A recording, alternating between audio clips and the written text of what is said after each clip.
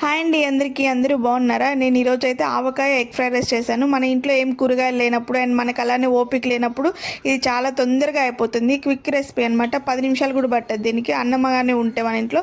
ఇప్పుడు దీనికి 2 ఎగ్స్ తీసుకున్నాము, దానికి సరిపడా సాల్ట్ తీసుకుందాము. ఈలోపు మనం ప్యాన్ పెట్టుకుని దాంట్లో కొంచెం ఆయిల్ వేసుకొని తిరుగుమాత గింజలు వేసుకుందాము. తిరుగుమాత గింజలు మీకు ఇష్టమైతే వేసుకుని, లేకపోతే లేదు. ఇప్పుడు ఈ 2 ఎగ్స్ని మంచిగా బీట్ చేసుకుందాము, మంచిగా నురుగు వచ్చేటట్టు. ఇట్లా బీట్ చేసుకుంటే మనకి ఎగ్ అనేది ఆమ్లెట్ వేసినప్పుడు ఏంటంటే ఫ్లఫీగా వస్తుంది అనమాట. ఇప్పుడు ఆయిల్ కాగాక ఇది ఆమ్లెట్ అనేది వేసుకుందాము. వేసుకున్నాక కొంచెం అటు ఇటు తిప్పుకొని దాన్ని తిరిగి తిప్పేసుకుంటాం కదా, అట్లా వేసుకొని నీట్గా ఫ్రై చేసుకోవాలి. ఇప్పుడు ఇట్లా ఒకే దగ్గర ఉంటే కొంచెం లావుగా అవుతుంది, అట్లా కాకుండా మొత్తం పిల్లలు స్కూల్కి వెళ్ళేటప్పుడు, హస్బెండ్ ఆఫీస్కి వెళ్ళాలి, తొందరగా కావాలి అనుకున్నప్పుడు ఇట్లాంటి ఒక రెసిపీ చేయండి. ఈజీగా తింటారు. లంచ్ బాక్స్ ఖాళీ చేసుకుని వస్తారు, చాలా బాగుంటుంది. ఒక్కసారి ట్రై చేయండి. వేసేసుకుందాము. ఇప్పుడు ఇట్లా వచ్చింది కదా, దీన్ని ఇప్పుడు చిన్న చిన్న ముక్కలుగా చేసేసుకుందాము. దీంట్లో కొంచెం పెప్పర్ పొడి వేద్దాము. పెప్పర్ పొడి వేసేందంటే దీనికి కావాల్సినంత ఘాటు దీనికి సరిపోతుంది. కొంచెం అంటే కొంచెమే వేయండి మిరియాల పొడి అనేది. దాన్ని అటు ఇటు తిప్పేసుకొని ఇప్పుడు దీన్ని పక్కకి తీసి పెట్టుకోవచ్చు. కొంచెం అయిపోయింది కదా, దీనికి పెప్పర్ పొడి అనేది బాగా పట్టేసి ఉంటుంది. ఇప్పుడు దీన్ని ఒక గిన్నెలోకి, వేరే గిన్నెలో తీసుకొని ఇప్పుడు అదే బాండెల్లో కొంచెం ఆయిల్ వేసుకొని, ఒక స్పూన్ ఆయిల్ వేసుకొని ఇప్పుడు దీంట్లో కొంచెం ఆవాలు వేసుకుందాము. ఆవాలు వేసుకుని అట్లనే ఉల్లిపాయలు ఇంత కట్ చేసి పెట్టుకున్నాం కదా, ఆ ఉల్లిపాయలు అయితే వేసుకొని దాంట్లోకి ఇప్పుడు మంచిగా ఒక కొంచెం మెత్తగా అయ్యే వరకు వేపుకుందాము.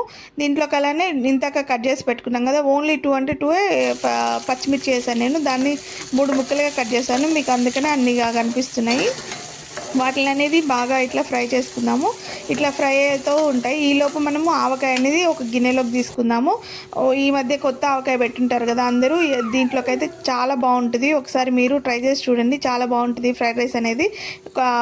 ఇప్పుడు ఆవకాయ దీంట్లోకి వేసేసుకొని అదంతా కొంచెం ఆ ఉల్లిపాయలకి అంతా నీట్గా పట్టేటట్టు ఇప్పుడు మొత్తం బాండ్లీ అంతా గంట పెట్టుకొని తిప్పేసుకుందాం అనమాట.